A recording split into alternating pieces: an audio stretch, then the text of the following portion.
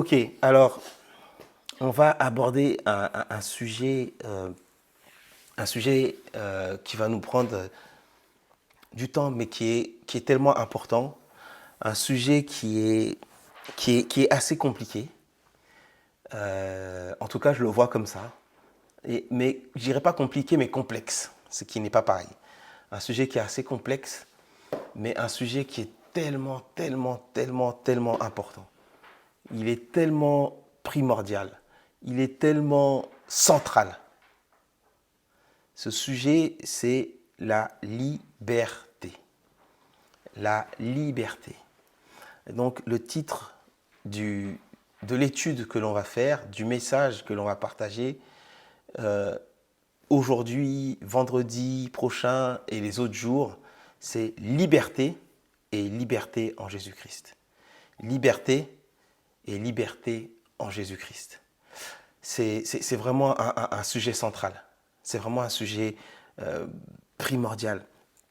Et pour aborder ce sujet, moi-même je disais au Seigneur, je ne sais pas si je suis capable de bien expliquer ce sujet.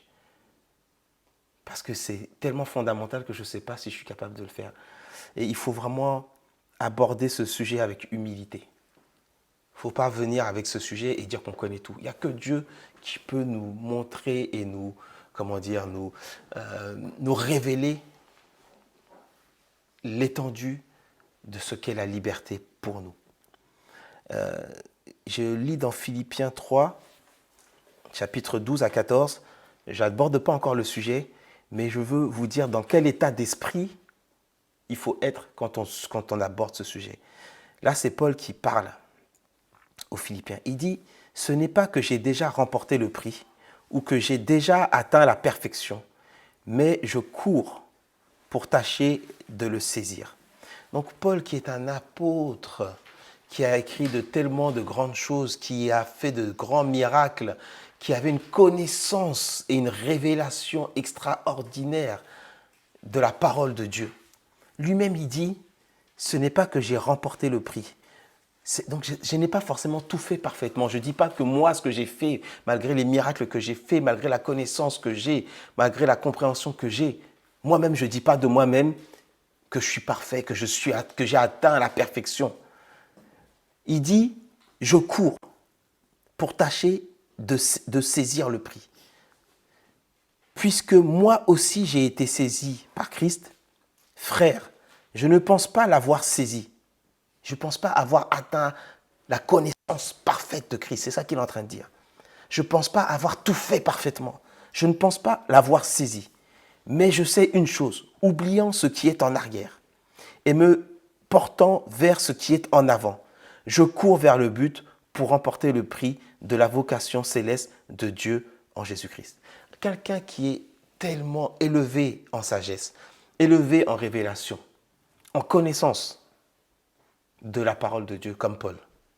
Lui-même, il dit, je ne connais pas tout, mais j'essaye. Je ne connais pas tout, mais je veux courir pour apprendre. Je veux oublier les échecs passés, et je veux me projeter vers Jésus-Christ. Je veux aller de plus en plus loin avec Jésus-Christ. Et là, on parle de Paul. Donc moi, qui connais un ou deux versets, je ne vais pas avoir la prétention de vous dire que j'ai saisi ou que j'ai tout compris. Donc, que Dieu vraiment nous aide pour pouvoir traiter ce sujet de la liberté et de la liberté en Jésus-Christ. Quand on touche à ce point, il faut être comme Paul, qui avait pourtant fait de grands miracles, mais qui disait « j'ai encore rien compris ». Qui avait fait de grandes choses, mais qui disait « je continue d'apprendre ». Qui avait eu des grandes révélations, mais qui dit « je continue d'avancer pour connaître encore les choses cachées dans les lieux célestes ». En préambule, les enfants, ça veut dire en introduction. Préambule, quand vous voyez préambule dans un livre, ça veut dire introduction. Donc en préambule, en introduction, je voudrais dire que la liberté de la Genèse, du livre de la Genèse jusqu'au livre de l'Apocalypse, presque tous les versets de la Bible, presque tous les versets de la Bible traitent du sujet de la liberté. Depuis le Genèse chapitre 1 jusqu'au dernier chapitre de l'Apocalypse, presque tous les versets de la Bible traitent de la liberté. C'est un sujet qui est tellement vaste et comme je l'ai dit, qui est complexe. Et comme je l'ai dit, ça demande beaucoup d'humilité pour le traiter. Seul Dieu, par son esprit, peut conduire un homme afin qu'il puisse parler ou éclairer sur ce propos. Donc la notion de liberté, elle ne concerne pas seulement les hommes, elle concerne Dieu lui-même. La notion de liberté concerne Dieu lui-même, le créateur de toutes choses. Et elle concerne aussi la création, c'est-à-dire pas toute la création, mais si, elle concerne toute la création. Elle concerne toute la création. Dans mes notes, j'avais juste mis qu'elle concerne la création dotée d'une conscience et d'un libre arbitre. Mais même la création qui n'est pas dotée en fait d'une conscience et d'un libre arbitre est concernée par la liberté. Parce que la Bible dit que la création attend avec un ardent désir la révélation des enfants de Dieu. Ça veut dire que même ceux qui ne sont pas dotés d'une conscience, même ceux comme peut-être les animaux, comme peut-être la nature, même tout cela, la condition de tout ça est liée à notre condition en tant qu'enfant de Dieu. Donc, la liberté concerne Dieu, le Créateur, et concerne toute la création, et en particulier la création dotée d'une conscience et d'un libre arbitre. Qui sont les personnes qui sont liées, qui sont dotées d'une conscience et d'un libre arbitre? La conscience, c'est savoir ce qu'est le bien et le mal. Et on va en parler. Le libre arbitre, c'est être capable de décider le chemin par lequel tu veux passer. Tu es capable de décider justement de prendre un bon chemin ou un mauvais chemin. Tu es libre. Tu n'es pas obligé parce que tu es sous une domination. Les personnes qui sont, les êtres qui sont liés d'un libre arbitre et d'une conscience, il y a Dieu, notre Créateur, il y a les anges, les esprits célestes, et il y a les hommes.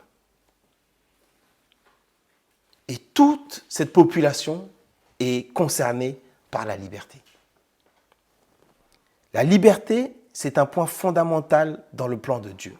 Et c'est également un point d'équilibre et de balance vital pour toute la création. Je l'ai dit tout à l'heure, toute la création attend avec un ardent désir la révélation des enfants de Dieu. Donc c'est un point d'équilibre pour toute la création. C'est un point de balance vitale pour toute la création. Elle est directement liée, la liberté, au bien et au mal. Et la liberté est également directement liée au bonheur et au malheur. La liberté, en définitive, est directement liée à la vie et à la mort. La vie de l'homme dépend de son utilisation de la liberté. La vie de l'homme dépend de son utilisation de la liberté. Alors, avant de rentrer là, aujourd'hui, ça va juste être une introduction. Parce que comme je l'ai dit, c'est tellement vaste qu'il faut y aller pas à pas. Et petit à petit, il y a des termes qui sont peut-être un peu compliqués. Et justement, il faudra prendre le temps de les expliquer. D'abord, il faut comprendre ce qu'est la liberté. La première chose qu'on fait, c'est d'aller dans le dictionnaire et de comprendre ce qu'est la liberté. Qu'est-ce que c'est que la liberté? Sans tricherie, Méline. Qu'est-ce que c'est que la liberté pour vous? Et parlez fort, s'il vous plaît, pour que tout le monde vous entende. Ce qu'on veut, ce qu'on a envie. C'est faire ce qu'on veut, faire ce qu'on a envie. Aucune loi qui t'empêche de faire. Aucune loi qui te. Dire, t'es libre, tu fais ce que tu veux. Il n'y a aucune loi qui t'empêche de faire ce que tu as envie de faire. Tu es libre, tu fais ce que tu veux. C'est quoi la liberté pour vous? C'est quoi la liberté? C'est vaste, hein? Même d'un point de vue purement humain, c'est vaste. Même d'un point de vue de la définition humaine, c'est quelque chose déjà de très, très, très, très vaste. Ouais, allez-y, allez-y. La personne n'a pas de loi à faire, pas de trucs à suivre. Pas de devoir à faire, pas de règles à suivre, c'est la liberté. Faire ce qu'on veut. Faire ce qu'on veut, c'est la liberté. Voilà quoi. Ok. Méline, donc pas de loi, faire ce qu'on veut. Ok. Ilou, Je sais pas. tu sais pas. Ok. J'ai dit tout ce que Tu dis tout ce que tu pensais. Jay, Un petit peu, c'est tout ce que. Ah, on va pas nous forcer à faire quelque chose. ne pas être sous une domination extérieure, ouais. Ne pas être forcé par quelqu'un d'autre, ouais, c'est la liberté. Ouais. Oui, oui, c'est ça, que notre vie Faire ne notre soit pas propre dictée. volonté. Que Nos nos pensées ne sont pas dictées, que notre vie n'est pas dictée, que... Ok. Alors, on va lire un peu ce que dit la liberté. Et déjà, je vous dis tout de suite, même si vous cherchez une définition dans le dictionnaire de la liberté, bonne chance pour vous. Pourquoi? Bonne chance, parce que déjà, personne n'est d'accord sur la liberté. Il y a 7 milliards d'hommes, il y a 7 milliards de définitions de la liberté. Donc, la liberté est déjà quelque chose de très, très, très personnel. De façon générale, la liberté, c'est un terme qui désigne la possibilité d'action ou de mouvement. Donc, tu peux agir, tu peux faire un mouvement. Hier, on est parti dans un spectacle, le spectacle de Shaili, et le spectacle de Shaili traitait vraiment de la liberté. De la liberté. Parce qu'on a vu qu'il y a des gens qui étaient... l'idée du spectacle, c'était « Je suis différent, acceptez-moi ».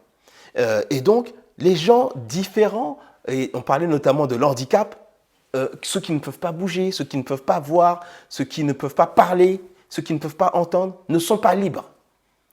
Ils sont esclaves, ils sont soumis à une incapacité liée à une maladie, liée à une infirmité, liée à une incapacité. Ils ne peuvent pas voir, ils aimeraient voir. Quand tu ne peux pas faire ce que tu aimerais faire, tu n'es pas libre. Quand tu ne peux pas faire ce que tu aimerais faire, tu n'es pas libre. Ils voudraient marcher, mais ils ne peuvent pas. Ils voudraient parler, mais ils ne peuvent pas. Certains aimeraient pouvoir réfléchir, se concentrer, mais ils n'y arrivent pas, parce qu'ils ont une maladie mentale. Mais au-delà de ça, certains aimeraient être grands, mais ils sont petits. Certains aimeraient être petits, mais ils sont grands. Certains aimeraient perdre du poids, mais ils n'y arrivent pas. À partir du moment où on a une contrainte dans notre vie, on est en dehors, à titre personnel, du champ de la liberté qui nous concerne. Tout ce qu'on aimerait faire, on n'y arrive pas. Alors, pour le sens commun, la liberté s'applique principalement aux individus et elle s'oppose à la notion d'enfermement ou de séquestration. Par exemple, quelqu'un qui est en prison n'est pas libre. Ben oui. Oui. Il va y avoir des barreaux. Elle n'est pas libre de ses mouvements, elle n'est pas libre de ses choix et elle n'est pas libre même de son destin. Elle est en prison. La liberté, donc comme je l'ai dit, c'est un sujet difficile, mais tout le monde aspire à la liberté. Et comme j'ai dit, il y a autant de définitions de la liberté qu'il y a d'individus.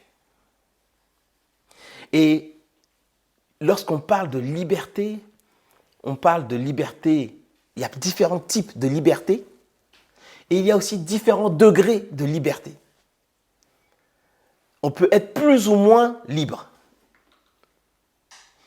Différents types de liberté, on l'a vu, liberté de penser, liberté de croyance, liberté d'action, liberté De choix.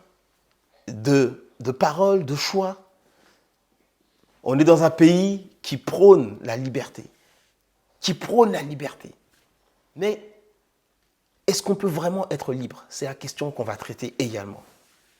Est-ce que c'est possible d'être vraiment libre? La liberté, il y a différents degrés de liberté. Même dans un pays qui t'autorise tout, est-ce que tu peux être libre? Vraiment. La liberté dépend de ton pouvoir de faire. Tu peux être libre de tout faire, vas-y. Tu peux être libre de sauter et dans l'eau et de nager. Mais si tu ne sais pas nager, tu n'es pas libre. Puisque tu es incapable de nager. Tu es libre de sauter dans la piscine, mais tu vas couler. Parce que tu es incapable de nager. Donc il y a des différents degrés de liberté. On peut te permettre, mais tu ne peux ne pas être capable. Tu peux être capable et tu peux ne pas faire. Je vous dis, la liberté, c'est très, très, très vaste. Et bien entendu, il y a tout ce qui est contraire à la liberté. Par exemple, lorsque l'on est soumis à quelqu'un, lorsqu'on est sous la servitude, sous la contrainte, sous l'aliénation. Lorsque, par exemple, on n'a pas la capacité, comme je l'ai dit, de faire. Lorsque l'on est soumis, lorsqu'on est conditionné, parce qu'on nous a tellement rabâché des choses que maintenant, dans notre tête, on est conditionné. C'est plus nous qui pensons, mais c'est ce qu'on nous a appris, un peu du lavage de cerveau. Lorsque la société nous contrôle, l'État nous contrôle, nos parents nous contrôlent, nos sentiments nous contrôlent. Lorsqu'on en est bloqué par rapport à notre capacité intellectuelle. Tout ça, ce sont les oppositions à la liberté. On a vécu un moment d'arrêt de liberté total il n'y a pas longtemps. Tout le monde était confiné. Tout le monde était confiné. Ça, c'est l'absence de liberté. Tout le monde, les prisonniers et les libres étaient au même niveau. Ceux qui étaient en prison et ceux qui n'étaient pas en prison, ils avaient tous le même niveau de liberté, à savoir, aucun, tu n'avais pas le droit de sortir de chez toi. Tu n'avais pas le droit de sortir. Lorsque l'on est au contraire autonome, lorsque l'on peut faire les choses comme on veut, alors on est libre. Alors on est libre. Là, c'était une petite introduction pour vous expliquer un peu ce qu'est la liberté, quels sont un peu les tenants et les aboutissants de la liberté de manière globale. Mais on n'est pas encore rentré dans le vif du sujet. Alors, pour commencer, par rapport à la liberté, on va commencer dans Genèse. Parce que tous les principes commencent dans Genèse. On va prendre le livre de Genèse.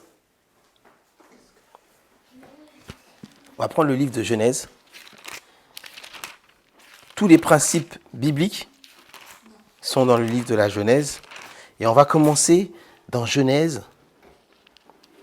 Et on va lire tout simplement à partir du chapitre 1, tranquillement. On va lire à partir du chapitre 1. Au commencement, donc, Dieu créa les cieux et la terre. Donc, c'est Dieu qui est à la base de toutes choses. La terre était informe et vide. Il y avait des ténèbres à la surface de l'abîme. Et l'Esprit de Dieu se mouvait au-dessus des eaux. Dieu dit que la lumière soit, et la lumière fut. Dieu vit que la lumière était bonne, et Dieu sépara la lumière d'avec les ténèbres. Là, dans ces premiers passages, on parle déjà de la liberté. On parle déjà de la liberté. Vous allez me dire, comment ça on parle de la liberté? Dieu dit que la lumière soit, et la lumière fut. Celui qui est tout puissant est forcément libre. Parce que tu ne peux pas dire que tu es libre si tu as des incapacités. Dieu peut tout. Donc, Dieu est l'être qui est libre. Si on parle de liberté, on parle toujours de Dieu. Il dit que la lumière soit et la lumière fut. Toi, aujourd'hui, si tu manques de l'argent, est-ce que tu peux dire 10 000 euros, présente-toi devant moi? Non. Non. Tu n'es pas libre parce que tu n'es pas tout puissant. La première caractéristique de la personne qui est libre, c'est la toute puissance. Il dit que la lumière soit et la lumière fut. Il est libre de créer, de faire ce qu'il veut. Parce qu'il a la capacité de le faire. J'ai dit tout à l'heure qu'on peut se retrouver dans un pays où on nous autorise de tout faire. Et pourtant, on n'est pas libre. Parce qu'on n'a pas la capacité de le faire. Parce qu'on n'a pas la capacité de le faire. Aujourd'hui, comme on l'a vu, on a la liberté de se lever et d'aller. Mais ton père peut te dire, reste à la maison. 2, tu peux avoir la liberté de partir et être paralysé. Donc, tu n'es pas capable. Tu n'as pas le pouvoir de te lever et de marcher.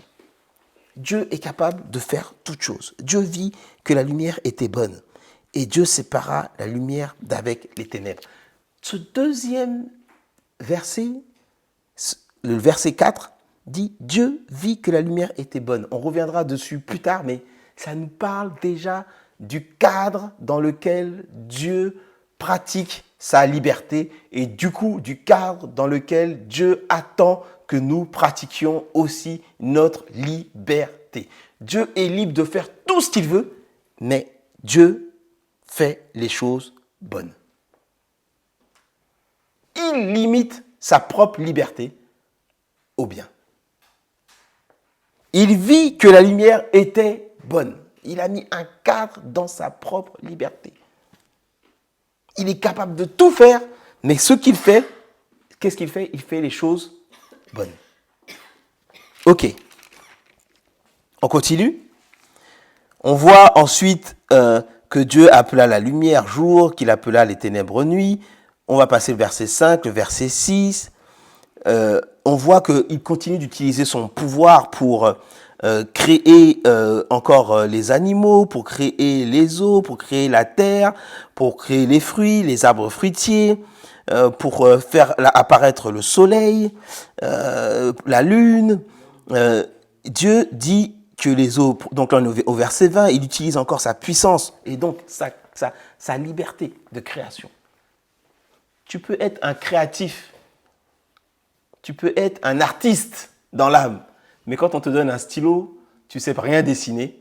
Donc dans ta tête, tu as de bonnes idées, mais en vérité, tu n'es pas capable de dessiner. Tu n'es pas capable de sculpter. Mais pourtant, tu es un artiste. Tu es un artiste, mais tu es limité. Dieu est un artiste qui est capable. Donc il crée. Il crée les grands poissons, verset 21, et Dieu bénit en disant « Soyez féconds ». Dieu, on a vu, tout était bon, et Dieu bénit en disant « Soyez féconds ». On est encore là dans le cadre de l'utilisation de sa liberté. Il aurait pu créer tout ça et dire « Faites-vous la guerre, ça va me distraire ». Il dit « Soyez ». Dieu les bénit et dit « Soyez féconds, multipliez et remplissez les eaux des mers, que les oiseaux multiplient la terre. » 6e jour, la vie sur la terre. Dieu dit que la terre produise des fruits. Donc on continue, verset 25.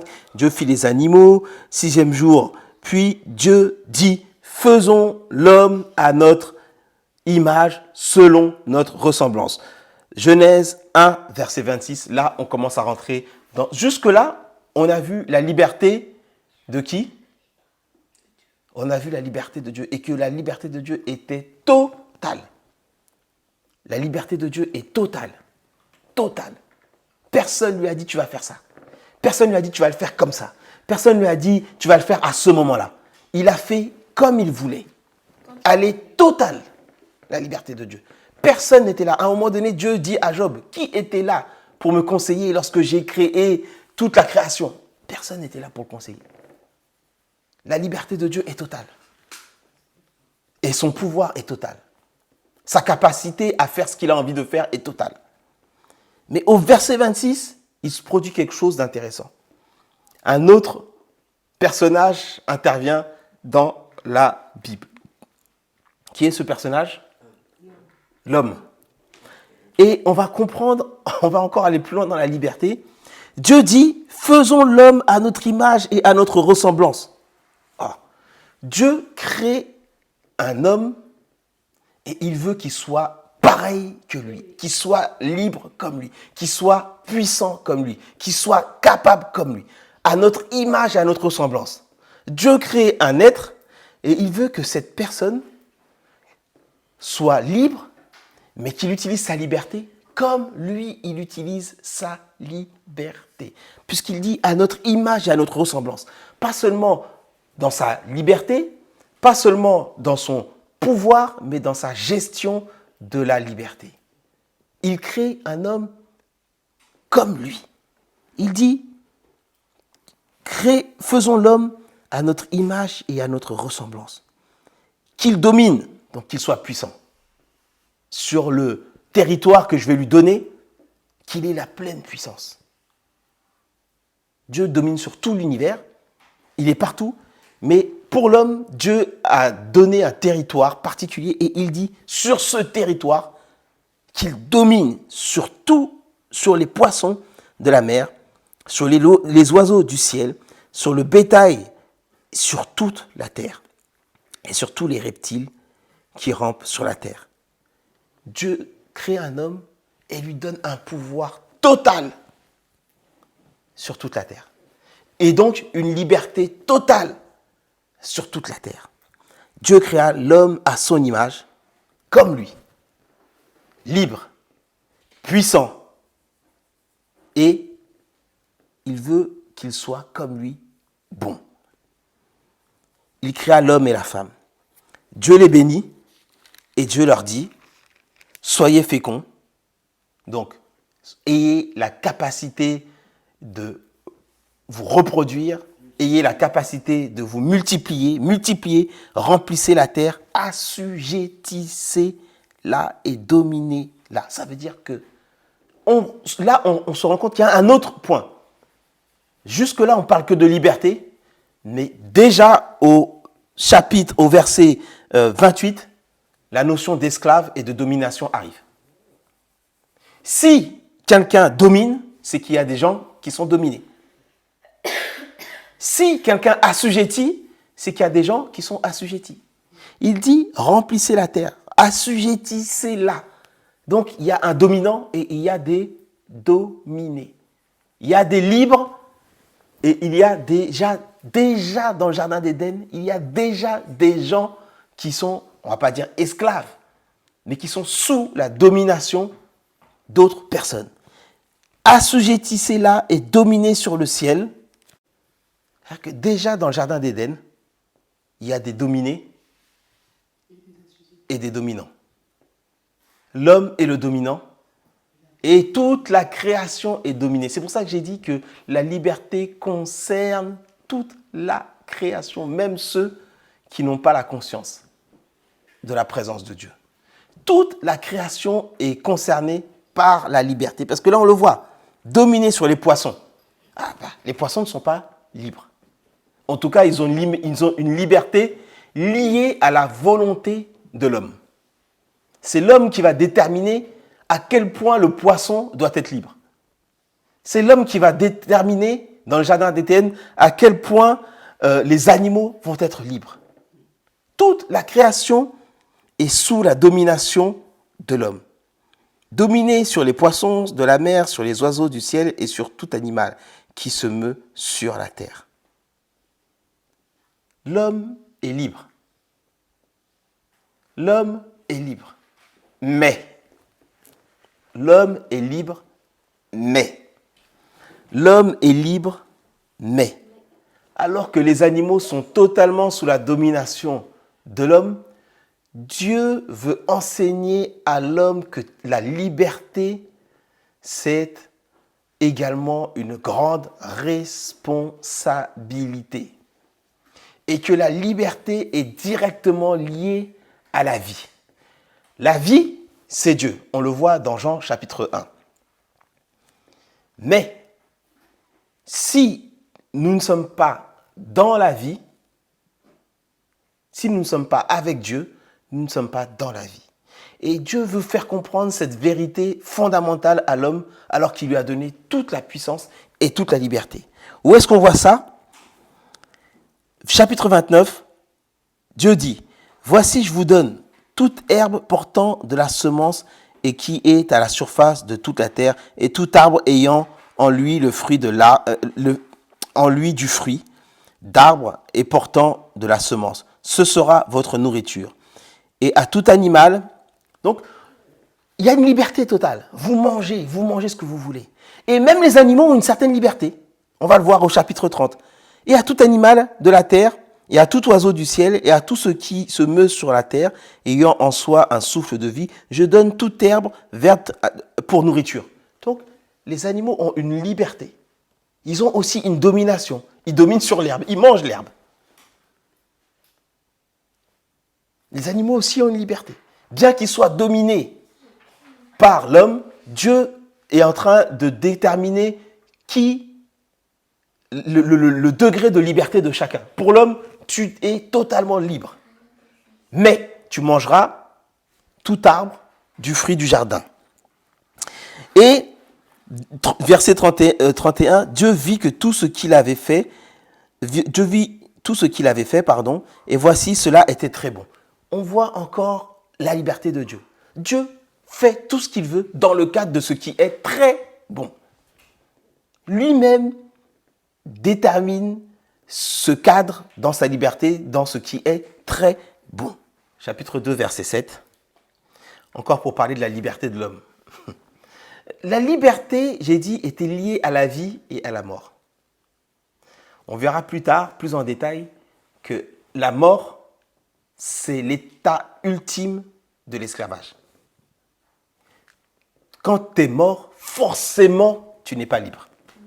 Parce que quand tu es mort, tu ne peux plus bouger. Quand tu es mort, tu ne peux plus faire ce que tu veux. La mort, c'est l'état ultime du manque de liberté. On ne peut pas plus être esclave que quand on est mort. Et on ne peut pas être plus libre que quand on vit. La vie, c'est la base de toute liberté. Il ne peut pas y avoir de liberté sans vie. Et Dieu est la vie. Et ce qui le rend libre, c'est que sa vie ne dépend de personne d'autre que lui. Personne vient lui dire, pour vivre, tu dois manger. Personne vient lui dire, pour vivre, je dois te donner de la force. On va voir que déjà, bien qu'étant libre, l'homme, dès la Genèse, n'est pas totalement libre parce qu'il dépend de Dieu. Parce qu'il a été créé par Dieu. Tout ce qui a un commencement, par définition, ne peut pas être libre. Parce que si tu n'as pas de père et de mère, tu n'as pas de vie. Et si tu n'as pas de vie, tu n'as pas de liberté. Verset 7 du chapitre 2. L'Éternel Dieu forma l'homme de la poussière de la terre. Est-ce que l'homme est né de lui-même? Il avait besoin de qui pour vivre? L'homme a la vie parce que Dieu l'a voulu. Donc, comme j'ai dit, il ne peut pas y avoir de liberté sans vie. Et la base de la vie de l'homme, c'est Dieu. On le voit au verset 7. L'Éternel Dieu forma l'homme de la poussière de la terre. Il souffla dans ses narines un souffle de vie. Et l'homme devint une âme vivante. Pas de vie, pas de liberté. On voit déjà que l'homme, bien qu'ayant une grande puissance, une grande domination, est limité par le souffle de vie de Dieu. L'homme est limité par le souffle de vie de Dieu. Le souffle de Dieu est entré dans les narines et l'homme est devenu une âme vivante. Avant ça, c'était un morceau de boue, de terre. Et la liberté de l'homme n'est possible que s'il vit. Or, la vie de l'homme vient de Dieu. La vie de l'homme vient de Dieu. Il souffla dans ses narines un souffle de vie et l'homme devint une âme vivante. Quand on dit le matin, remercions Dieu pour le souffle de vie, ce n'est pas quelque chose à prendre à la légère. Tout souffle de vie doit louer l'Éternel. David dit que tout ce qui respire loue l'Éternel. Tout ce qui respire doit remercier Dieu. Tout ce qui respire doit remercier Dieu parce que si tu respires, tu as accès à une liberté. J'ai dit qu'il y avait certains degrés de liberté. Je n'ai pas dit qu'il était totalement libre. Mais le début de la liberté, c'est la vie. Le début de la liberté, c'est la vie. Et quand tu vis, tu dois remercier Dieu. Parce que toute source de vie vient de Dieu. On l'a vu dans la création. Toute source de vie vient de Dieu. Et donc, toute source de liberté aussi vient de Dieu. Première contrainte ou première limite à la liberté de l'homme, il ne vit pas par lui-même, mais il vit par la puissance du souffle de Dieu. Si Dieu retire son souffle de vie de l'homme, tout d'un coup, l'homme meurt. Et je vous ai dit, la mort, c'est l'arrêt définitif de la liberté. Un mort n'est pas libre. Et on va voir plus tard dans les différents enseignements, dans les différents échanges qu'on va avoir, comment la liberté, la vie et la mort sont totalement liées. Verset 16. L'Éternel Dieu donna cet ordre à l'homme. Tu pourras manger de tous les arbres du jardin, mais tu ne mangeras pas de l'arbre de la connaissance du bien et du mal. Car le jour où tu en mangeras, tu mourras certainement. Mais qu'est-ce qui se passe? Donc, l'homme, contrairement à tout ce qu'on peut penser, n'est pas totalement libre parce qu'il n'est pas Dieu. Et dès le commencement, on veut qu'il soit comme Dieu, mais Dieu veut enseigner quelque chose à l'homme. Si tu veux vivre, demeure dans ma parole. Si tu veux vivre, demeure dans ma parole. Quelle était la parole de Dieu? Tu mangeras de tout sauf de la connaissance du bien et du mal. De l'arbre de la connaissance du bien et du mal. Si tu veux vivre et si tu veux être libre comme moi, demeure dans ma parole. L'une des raisons pour laquelle Jésus était libre, c'est parce qu'il a fait toute la volonté de Dieu.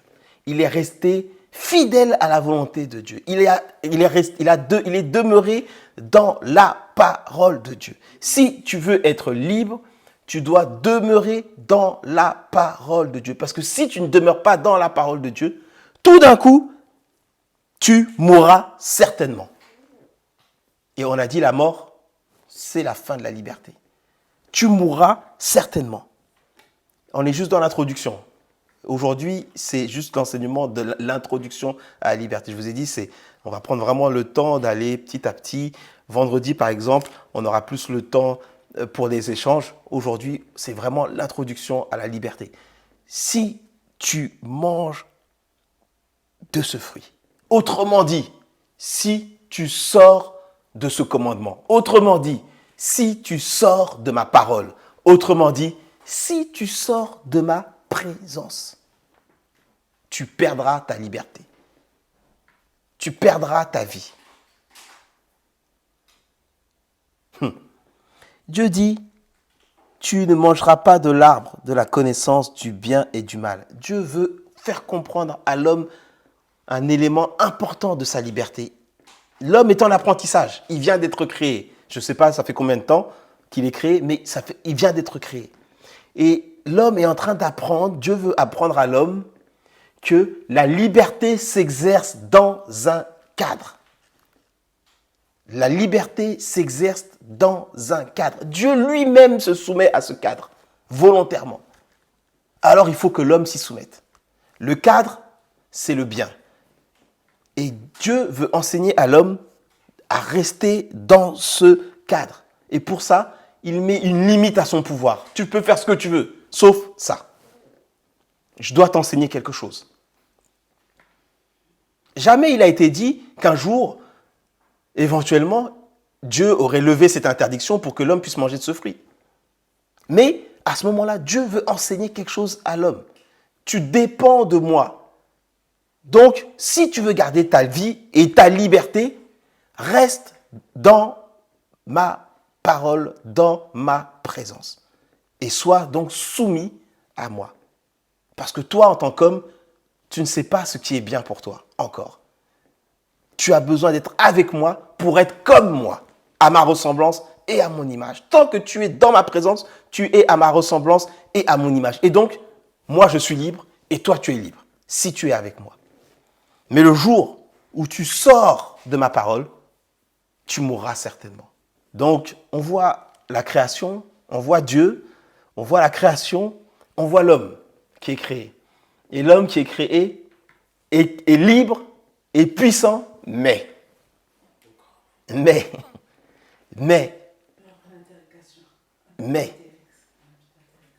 il dépend de Dieu. Sa liberté, sa puissance, sa domination, sa vie dépend de Dieu.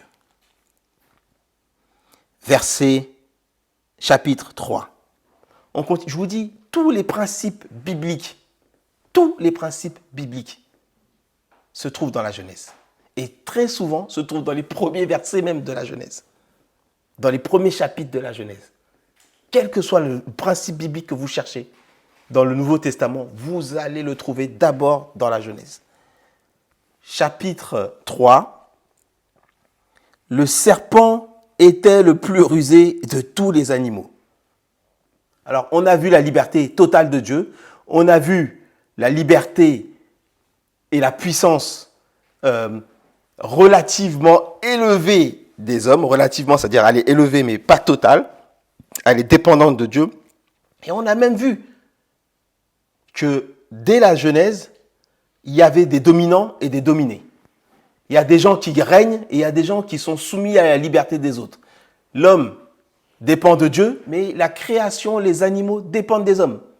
Les animaux, eux aussi, ils ont une liberté, mais qui dépend de ce que l'homme va bien vouloir laisser comme liberté à Dieu. Et Dieu veut enseigner l'amour, le bien aux hommes, pour qu'ils puissent régner comme lui, il règne. On avance. On avance, chapitre 3. Chapitre 3. On continue avec la liberté. Le serpent était le plus rusé de tous les animaux des champs.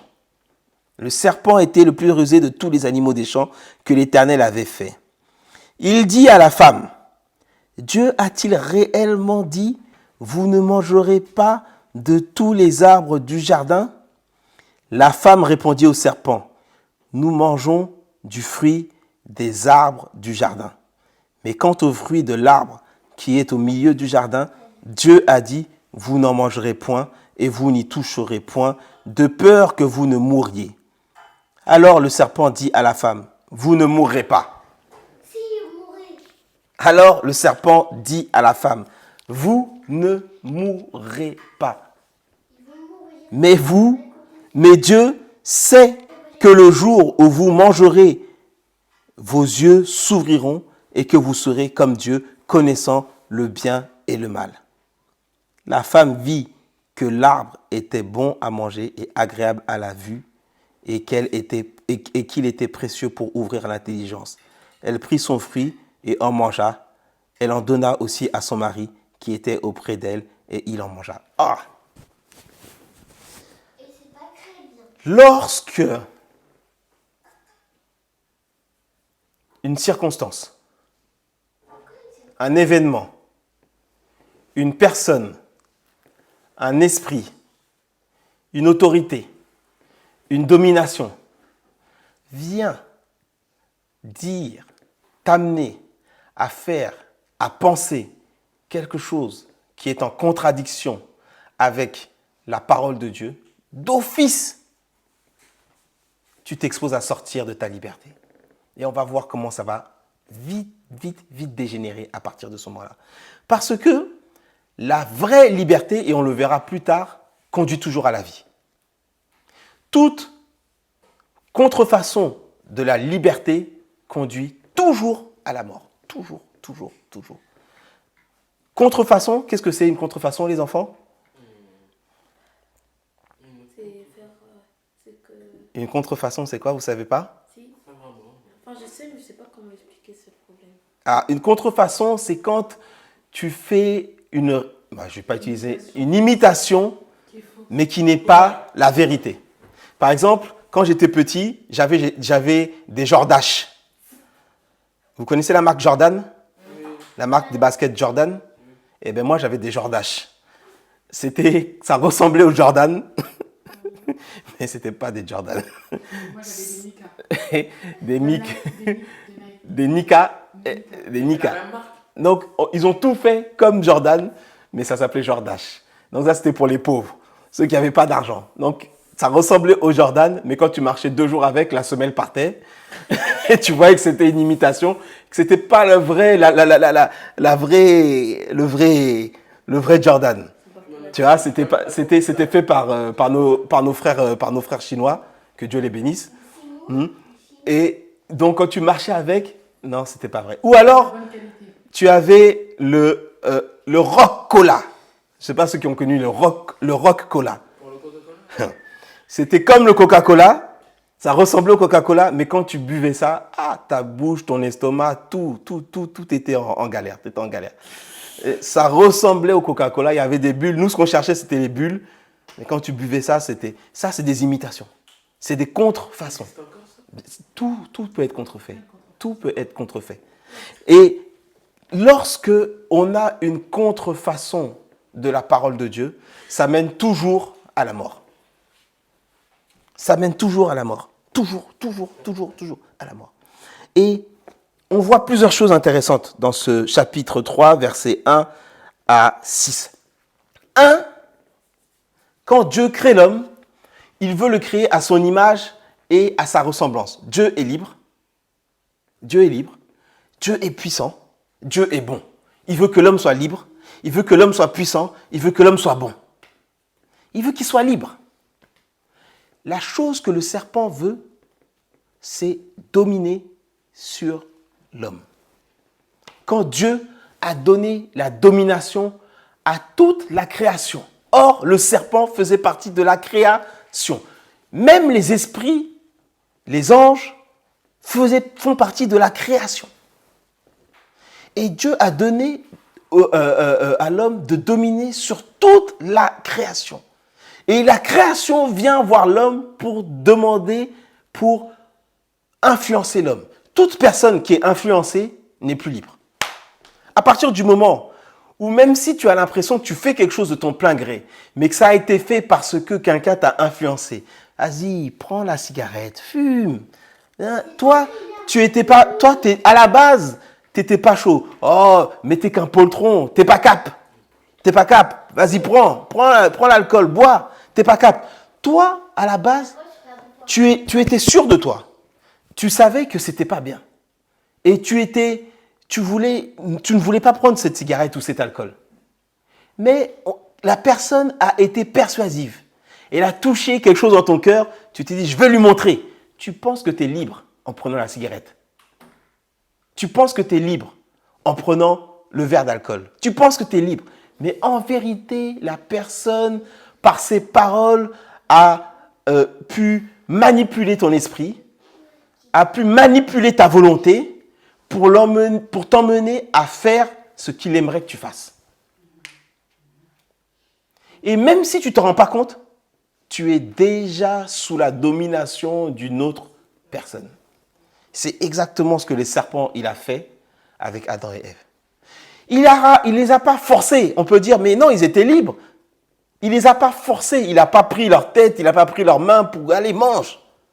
Mais il a perverti leurs pensées et leur a donné l'illusion qu'ils étaient esclaves. Le serpent ancien, comme on l'appelle, le diable, a donné l'illusion à Adam et Ève qu'ils étaient esclaves. Dieu a dit, faisons l'homme à notre image et à notre ressemblance, libre. Et le serpent a dit, si vous mangez, je reprends exactement ce qui est écrit, Dieu sait que le jour où vous mangerez, vos yeux s'ouvriront et que vous serez comme Dieu, connaissant le bien et le mal. Dieu a déjà dit, faisons l'homme à notre image, à notre ressemblance. Et le serpent est en train de faire croire que l'homme n'est pas à l'image et à la ressemblance de Dieu. Le serpent est en train de faire croire à l'homme qu'il n'est pas libre comme Dieu. Parce qu'il lui manque la connaissance du bien et du mal. À quel moment Dieu a dit que l'homme ne connaîtra pas le bien et le mal? Sauf que Dieu éduque l'homme étape par étape. À quel moment je t'ai dit, Méline, que tu ne conduiras pas une voiture? À quel moment, Méline, je t'ai dit qu'un jour, tu ne pourras pas voyager toute seule, prendre l'avion toute seule? À quel moment, Eliane, je t'ai dit que tu n'auras pas une carte bleue pour dépenser ton argent tout seul? Sauf que il y a des étapes. Il y a des étapes. L'homme est dans la présence de Dieu et Dieu a tout, Dieu peut tout. Donc tout ce qui est à Dieu est à l'homme, tant qu'il est dans la présence de Dieu.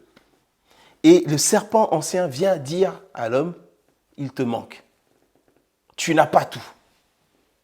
Tu n'es pas libre. Tu n'es pas comme Dieu. Dieu connaît le bien et le mal et toi tu ne sais pas.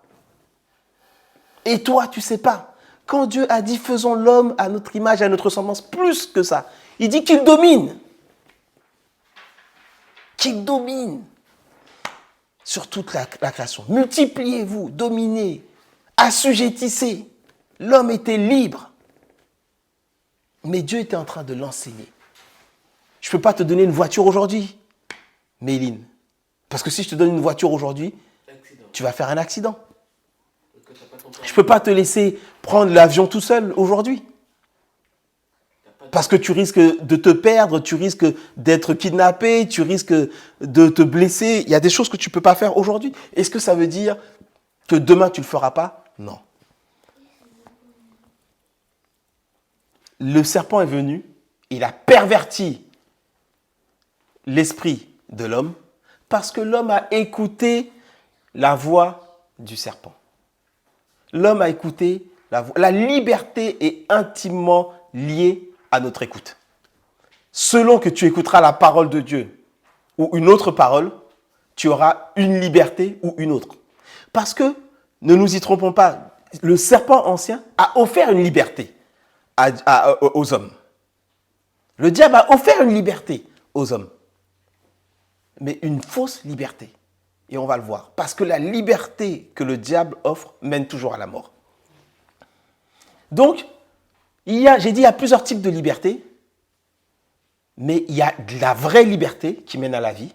Et il y a la fausse liberté qui mène à la mort. Le diable a bien offert une liberté à Adam et Ève. Mais pas la liberté que Dieu attend.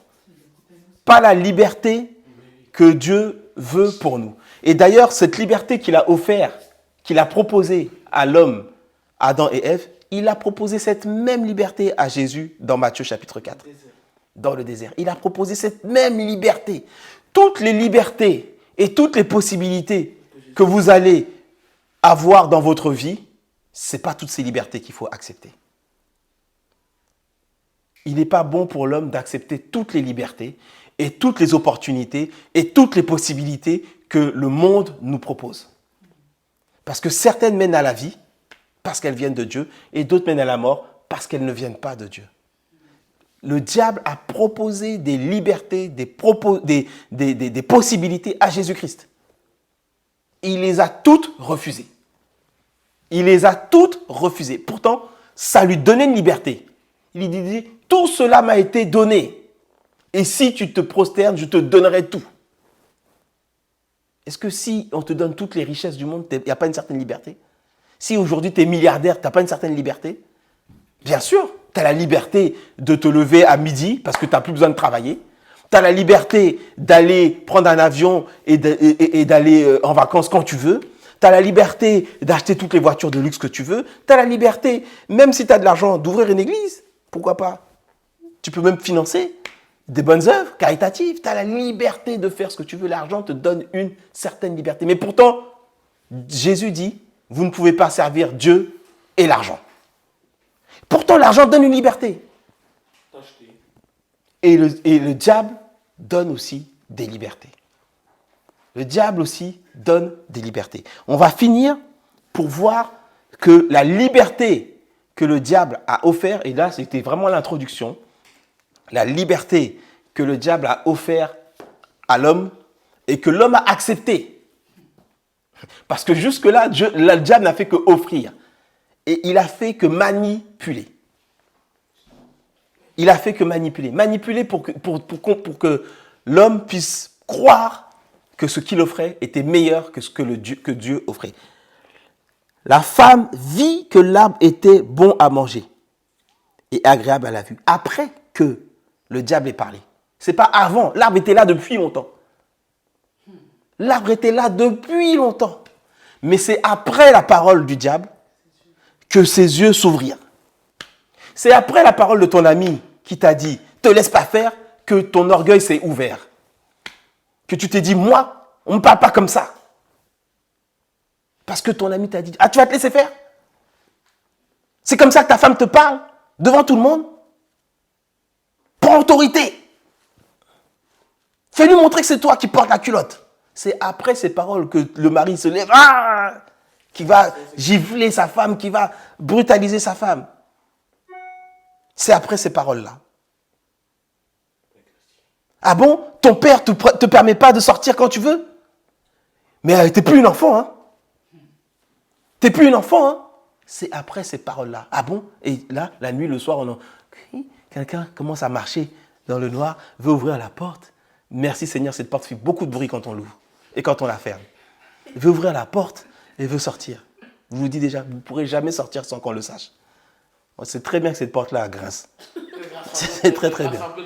C'est très très très très très bien. Et qui veut sortir parce qu'une amie t'a dit. Ah bon? Mais non, habille-toi comme ça. Mais non, montre bien, montre bien. Aujourd'hui, tu as des... Montre, t'es belle. Après avoir entendu la parole du diable, c'est là que les yeux de l'homme s'ouvrirent. La femme vit que l'arbre était bon à manger et agréable à la vue et qu'il était précieux pour ouvrir l'intelligence. Oh, qui t'a dit que Dieu t'a créé bête? Qui t'a dit que l'homme t'a créé bête? On t'a dit de dominer. Et la preuve que l'homme t'a créé intelligent, c'est qu'il t'a donné de grandes responsabilités. Il t'a créé de grandes responsabilités. Il t'a donné de grandes responsabilités. Il t'a donné la possibilité de nommer les animaux. Il t'a donné la possibilité de cultiver le jardin. Donc, il t'a donné de grandes responsabilités. Tout son royaume, il te l'a donné. Allez, gère. T'es comme moi, tu peux gérer. Donc, t'es pas bête. Qu'est-ce qui s'est passé? La suite? Ils ont perdu leur liberté. Ils ont perdu leur liberté. Ils ont perdu leur liberté. L'Éternel Dieu dit au serpent, puisque tu as fait cela, tu seras maudit. Entre tout le monde a perdu. Tout le monde a perdu. Tout le monde a perdu. Verset 14. Tu seras maudit entre tout le bétail, entre tous les animaux des champs. Tu marcheras sur ton ventre et tu mangeras la poussière tous les jours de ta vie. C'est là que et le serpent sont maudits et l'homme est maudit. Et le serpent sont maudits et l'homme est maudit. Tu mangeras la poussière. Mais qui a été formé de la poussière? Donc qui maintenant est sous la domination du serpent? Ah, comme ton maître, tu as décidé que ton maître c'était le diable, c'est lui maintenant qui va être ton maître. C'est ça que ça veut dire. Tu as pris ta liberté, tu as écouté un autre maître, tu as décidé que c'était lui ton maître, tu as écouté tes émotions, tu as écouté ton caractère, tu as écouté ton orgueil, tu as écouté, au lieu d'écouter la parole de Dieu, ok, tu vas subir les conséquences de ton orgueil, de ton caractère, de ta méchanceté, de ton je fais ce que je veux. Tu vas subir les conséquences. Le serpent va manger la poussière. Et toi, tu viens de la poussière. Tu dominais le serpent. Et toute la création, c'est lui maintenant qui te mange. Ah, quelle déchéance. Quelle perte de liberté. Je mettrai inimitié entre toi et la femme, entre ta postérité et sa postérité. Celle-ci t'écrasera le talon. Donc ça, c'est la liberté à venir. Et ça, c'est ce qu'on va voir, la liberté à venir, la liberté dont nous jouissons. C'est la deuxième partie qu'on verra plus tard. La liberté en Christ. Ça, c'est la liberté en Christ. Il dit à la femme, j'augmenterai ta souffrance. Oh, tu pouvais accoucher tranquille, sans césarienne, sans souffrir. Sans césarienne? Les souffrances de ta grossesse. Et tu enfanteras avec douleur. Et tes désirs se porteront sur ton mari. Tu étais l'égal de l'homme. À partir de là, tu es déclassé. Femme, à partir de là, tu es déclassé. Les désirs se portent sur ton mari. Avant ce problème-là, il n'y avait pas de différence entre l'homme. L'homme n'était pas le chef de la femme. C'est là, à ce moment-là, verset 16, qu'il y a un déclassement. Une perte de liberté de la femme par rapport à l'homme. Mais il dominera sur toi. Il dominera sur toi. L'homme dominera sur toi. Plus de liberté. Il dit à l'homme, puisque tu as écouté la voix de la femme et que tu as mangé de l'arbre au sujet duquel je t'avais donné cet ordre, tu n'en mangeras point. Le sol sera maudit à cause de toi. Tu dominais sur la création, tout était simple. C'est à force de peine que tu en tireras la nourriture. Ça, c'était pas le pire. C'était pas le pire. L'Éternel dit, voici l'homme est devenu, verset 22, comme l'un de nous, pour la connaissance du bien et du mal. Empêchons-le maintenant d'avancer sa main et de prendre l'arbre de la vie. Oh, mon ami, l'arbre de la vie était là. Tu pouvais le manger, il n'y avait pas d'interdiction. Pourquoi tu es parti prendre un autre arbre? Mais je te promets. Et l'Éternel, Dieu, et c'est là la perte totale de liberté, puisque j'ai dit que la liberté était liée, l'homme dépendait de Dieu,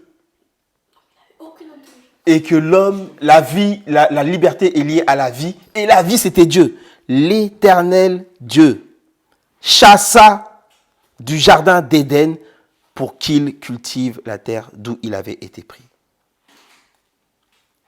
C'est ainsi qu'il chassa Adam et il mit à l'orient du jardin d'Éden les chérubins qui agitent une épée flamboyante pour garder le chemin de l'arbre de la vie. L'Éternel Dieu chassa l'homme de sa présence. Quand tu n'as plus la vie de Dieu en toi, que tu n'as plus la présence de Dieu en toi, d'office, tu as perdu ta liberté. D'office, tu as perdu ta liberté. Alors, on va finir par la prière, parce que on a fait une présentation de la liberté. Sois pas fâché, Mémé. Soyez pas fâchés, parce que vous inquiétez pas, c'est pas fini, c'est pas fini. Mais déjà, nous comprenons que notre liberté, notre vie est liée à Dieu. Alors, notre prière, ça doit être, Seigneur, aide-moi à rester dans ta parole, à rester dans ta présence et à faire en sorte que je marche selon ta parole et non selon la parole d'un étranger. On verra ça plus tard. Il y a tellement de choses, je vous dis, à voir. On verra dans le livre de Jean que les brebis du Seigneur marchent selon la parole de Dieu. Et c'est là qu'on a atteint les verts pâturages. C'est là qu'on a atteint les eaux paisibles. C'est là qu'on est restauré de notre âme. On va voir les enjeux de la liberté et à quel point ça touche toute notre vie. Seigneur, merci pour ta grâce, pour ton amour, pour ta fidélité. Je te loue, je te rends grâce pour ce moment que nous avons passé. Papa, nous savons qu'en toi, nous avons la liberté. Nous savons qu'en toi, nous avons la vie. Nous savons qu'en toi, nous avons le bonheur. Nous savons qu'en toi, nous avons la grâce. Papa, aide-nous à rester. Aide-nous à rester accrochés à ta parole. Aide-nous à rester et à demeurer avec toi.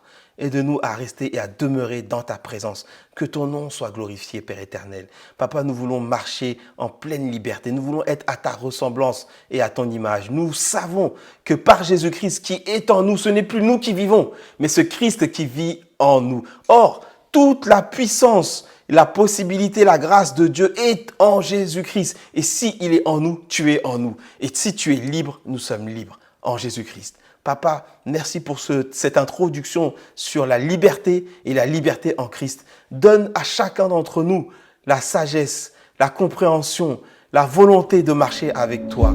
Papa, que tu puisses me donner l'intelligence pour conduire ce thème qui n'est pas évident. Que ton Saint-Esprit continue de nous enseigner chacun d'entre nous, car c'est toi qui nous enseignes. Ce n'est pas l'homme qui enseigne, mais c'est toi, Saint-Esprit, qui nous enseigne. Tu vas continuer à parler à tes enfants pour qu'ils soient enseignés sur ce thème et pour que nous puissions marcher dans la vraie liberté qui mène à la vie. Nous voulons nous soumettre à toi pour avoir la vie éternelle. Sois béni, Papa. Sois glorifié, sois magnifié. Au nom de Jésus, nous t'avons prié. Amen.